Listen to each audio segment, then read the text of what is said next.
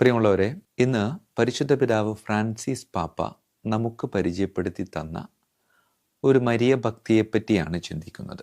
നമുക്കൊക്കെ സുപരിചിതമാണ് ആ മരിയ ഭക്തി, കുരുക്കഴിക്കുന്ന അമ്മയോടുള്ള ഭക്തി. ഹവ്വായുടെ അനുസരണക്കേട് സൃഷ്ടിച്ച പാപത്തിൻ്റെ കെട്ട് മറിയത്തിൻ്റെ അനുസരണയിലൂടെ അഴിഞ്ഞുപോയി. ഈ ഭക്തി നമുക്ക് പരിചയപ്പെടുത്തി തന്നത് പരിശുദ്ധ പിതാവ് ഫ്രാൻസിസ് പാപ്പയാണ്. പാപ്പായ്ക്ക് ഈ ഭക്തി ലഭിച്ചത് ജർമ്മനിയിലെ ഓക്സ്ബർഗ് എന്ന് പറയുന്ന വിശുദ്ധ പത്രോസിൻ്റെ ദൈവാലയത്തിൽ സ്ഥാപിച്ചിട്ടുള്ള പരിശുദ്ധ അമ്മയുടെ, കുരുക്കഴിക്കുന്ന പരിശുദ്ധ അമ്മയുടെ ഛായാചിത്രത്തിലൂടെ.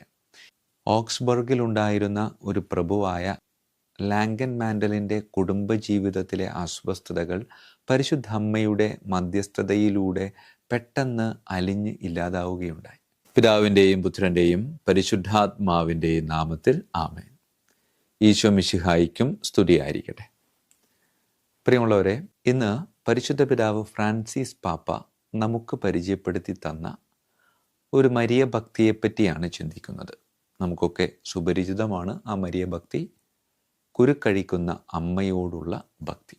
ഈ ഭക്തിയുടെ ഉത്ഭവം എവിടെ നിന്നാണെന്ന് ചോദിച്ചാൽ, ആ ചോദ്യം നമ്മളെ കൊണ്ട് ചെന്നെത്തിക്കുന്നത് ഇറനേവൂസ് എന്ന സഭാപിതാവിൻ്റെ അടുക്കലേക്കാണ്. ഇറനേവൂസ് എന്ന സഭാപിതാവ് പരിശുദ്ധ അമ്മയ്ക്ക് കൊടുത്തിട്ടുള്ള സുന്ദരമായ ഒരു വിശേഷണം ഇങ്ങനെയാണ്: ഹവ്വായുടെ അനുസരണക്കേട് സൃഷ്ടിച്ച പാപത്തിൻ്റെ കെട്ട് മറിയത്തിൻ്റെ അനുസരണയിലൂടെ അഴിഞ്ഞുപോയി. ഇതാണ് ഈ ഭക്തിയുടെ അടിസ്ഥാനമായിട്ട് കിടക്കുന്ന പ്രസ്താവന. അതുകൊണ്ട് കുരുക്കഴിക്കുന്ന അമ്മയോടുള്ള ഭക്തിയുടെ അടിസ്ഥാന ശില എന്ന് പറയുന്നത് ഇറനേവൂസിൻ്റെ ഈ വാക്കുകളാണ്. ഹവ്വായുടെ അനുസരണക്കേട് സൃഷ്ടിച്ച പാപത്തിൻ്റെ കുരുക്ക് മറിയത്തിൻ്റെ അനുസരണയിലൂടെ അഴിഞ്ഞ് ഇല്ലാതെയായി. ഈ ഭക്തി നമുക്ക് പരിചയപ്പെടുത്തി തന്നത് പരിശുദ്ധ പിതാവ് ഫ്രാൻസിസ് പാപ്പയാണ്.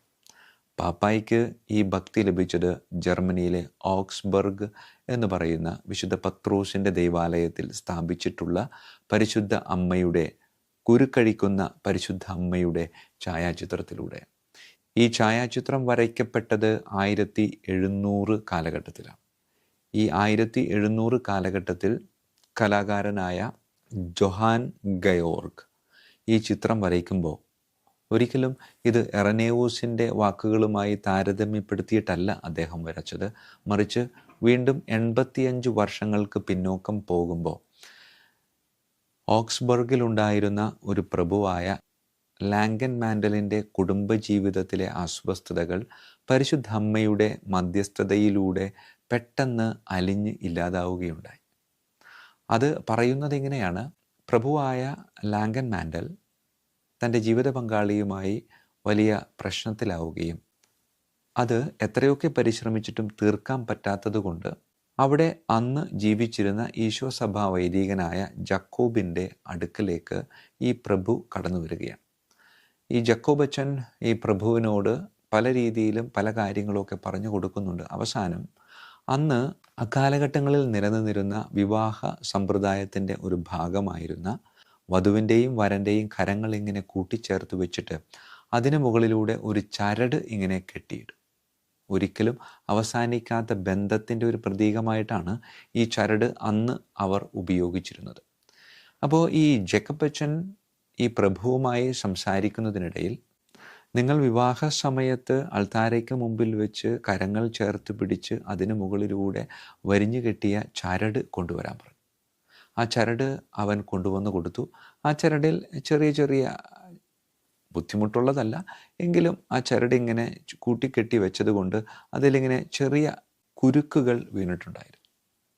ആ കുരുക്കുകളോടുകൂടെ പരിശുദ്ധ അമ്മയുടെ തിരുസ്വരൂപത്തിൻ്റെ മുന്നിലേക്ക് വെച്ച് ഈ അച്ഛൻ പ്രാർത്ഥിക്കുകയും അതിനുശേഷം പ്രാർത്ഥിച്ചതിന് ശേഷം ആ ചരട് അവിടെ നിന്നെടുത്ത് അവന് കൊടുക്കുന്നതിന് മുമ്പ് അത് കൃത്യമായിട്ട് ആ കുരുക്കുകളൊക്കെ അഴിച്ചു മാറ്റി വളരെ ഭംഗിയായി മടക്കി ഈ പ്രഭുവിൻ്റെ കയ്യിലേക്ക് കൊടുത്തിട്ട് പറഞ്ഞു: ധൈര്യമായിട്ട് പോയിക്കൊള്ളുക, പരിശുദ്ധ അമ്മ നിന്നെ പ്രത്യേകിച്ച് പരിപാലിച്ചുകൊള്ളും. പ്രിയമുള്ളവരെ, അത്ഭുതമെന്ന് പറയട്ടെ, പരിശുദ്ധ അമ്മയുടെ ഇടപെടലിലൂടെ അത്രയും നാൾ അവർ രണ്ടുപേരും പല രീതിയിലും പല മധ്യസ്ഥരുടെയും സഹായത്താൽ പരിശ്രമിച്ചിട്ടും മാറാതിരുന്ന കുടുംബത്തിലെ അസ്വസ്ഥത, അവർ തമ്മിലുള്ള വഴക്ക് അപ്പാടെ മാറിപ്പോവുകയാണ്.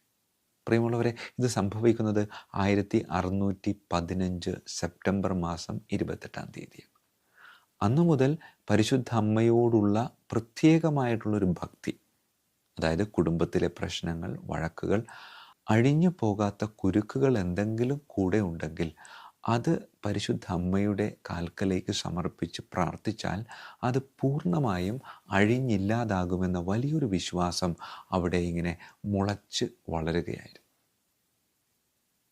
ഈ ഒരു പശ്ചാത്തലത്തിലാണ് വീണ്ടും 85 വർഷങ്ങൾക്ക് ശേഷം 1700 കലാകാരനായ ജൊഹാൻ ഗയോർഗ് സുന്ദരമായ ഈ ഒരു ചിത്രം ആ ദേവാലയത്തിൽ വരച്ച് സ്ഥാപിക്കുന്നത്.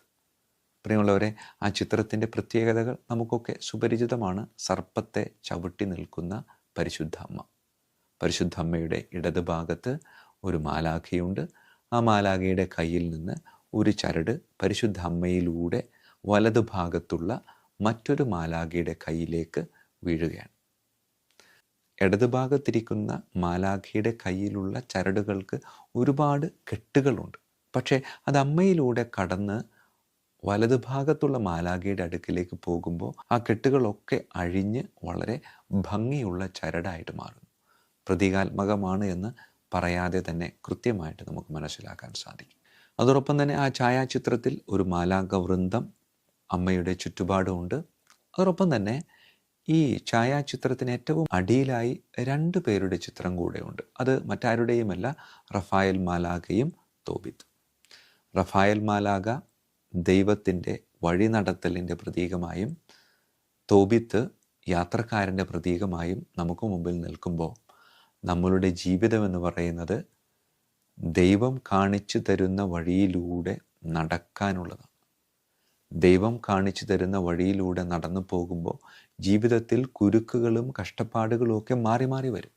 ആ സമയത്ത് ആ കുരുക്കുകൾ അഴിച്ച് മാറ്റി നിൻ്റെ ജീവിതത്തെ കെട്ടുപിണക്കങ്ങളില്ലാതെ സുന്ദരമായി കൊണ്ടു നടക്കാൻ ഞാൻ നിൻ്റെ കൂടെ ഉണ്ടാകും എന്ന് പരിശുദ്ധ അമ്മ ഈ കുരുക്കഴിക്കുന്ന മരിയ ഭക്തിയിലൂടെ നമ്മളോട് ഓരോരുത്തരോടും ആഹ്വാനം ചെയ്യുകയാണ്. ആയതിനാൽ പ്രിയമുള്ളവരെ, കരങ്ങൾ കൂപ്പാം, കണ്ണുകളടക്കാം, തമ്പുരാനോട് പ്രാർത്ഥിക്കാം. കർത്താവായ യേശു ക്രിസ്തുവേ, ജീവിതത്തിൽ ഒരുപാട് അസ്വസ്ഥതകളും ബുദ്ധിമുട്ടുകളും ഒക്കെ ഞങ്ങൾക്കുണ്ട്. പലപ്പോഴും കെട്ടുപണഞ്ഞ ഒരു ജീവിതമായി മാറാറുണ്ട്. അറ്റം കണ്ടുപിടിക്കാൻ സാധിക്കാതെ മുറിച്ചു കളയേണ്ടതായിട്ട് വരുന്ന ഒരവസ്ഥ വരെ ജീവിതത്തിൽ വന്നു പോയിട്ടുണ്ട്. ഇതാ അമ്മ നമ്മുടെ മുമ്പിൽ ശാന്തമായ പുഞ്ചിരിയോടെ നിന്നുകൊണ്ട് പറയുന്നുണ്ട്, കെട്ടുപിണഞ്ഞ ജീവിതത്തെ എൻ്റെ കയ്യിലേക്ക് നീ സമർപ്പിക്കുക. കെട്ടുപിണഞ്ഞതൊക്കെ മാറ്റി സുന്ദരമായ ഒരു ജീവിതമാക്കി ഞാനത് മാറ്റാം. എന്നിട്ട് നമുക്ക് ഒരുമിച്ച് കർത്താവ് മിശിഹായുടെ എൻ്റെ പുത്രനായ ഈശോയുടെ അടുക്കിലേക്ക് നമുക്ക് നടന്നെടുക്കാം. കർത്താവായ ക്രിസ്തു വഴി ഞങ്ങൾ സമർപ്പിക്കുന്ന പ്രാർത്ഥന കേട്ടരുളണമേ. ആമേൻ.